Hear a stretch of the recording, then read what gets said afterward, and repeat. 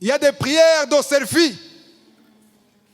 Des prières de selfie, tu viens de prier, au lieu de voir ce qui est derrière, au lieu de voir ce que Dieu veut que tu vois dans le monde spirituel, mais tu ne fais que voir toi. Tu vois tout ce qui est derrière et tu te vois toi. En fait, tu ne cherches même pas ce qui est derrière. Tu cherches toi. Mais l'inconvénient de la prière de selfie, c'est parce que non seulement tu vas voir toi-même, mais tu vas voir tous les problèmes qui sont derrière. Tu cherches à te voir, mais tu vois plus que toi. Tu vois même les problèmes. Mais Dieu te dit, change de mode. Sors de selfie. Alléluia.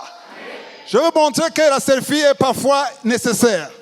Quand est-ce que c'est nécessaire la selfie? La selfie est nécessaire quand on veut voir ce que Dieu a fait dans le passé. L'avantage de selfie, c'est juste pour voir les bienfaits de l'Éternel.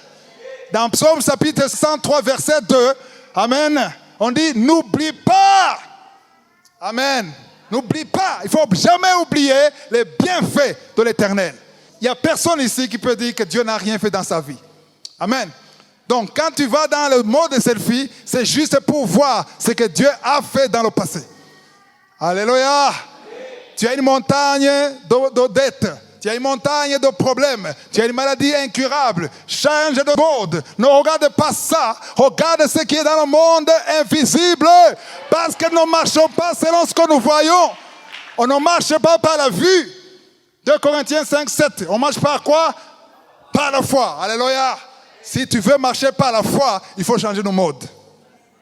Aujourd'hui, tu pleures toute la nuit parce que tu es dans le mode selfie. Aujourd'hui, tu es découragé parce que tu es dans le mode selfie. Parce que tu vois les problèmes. Tu vois la grandeur des problèmes. Au lieu de voir la grandeur de Dieu. Alléluia. Tu parles à Dieu en lui parlant de la grandeur de ta montagne. Mais change de mode. Alléluia.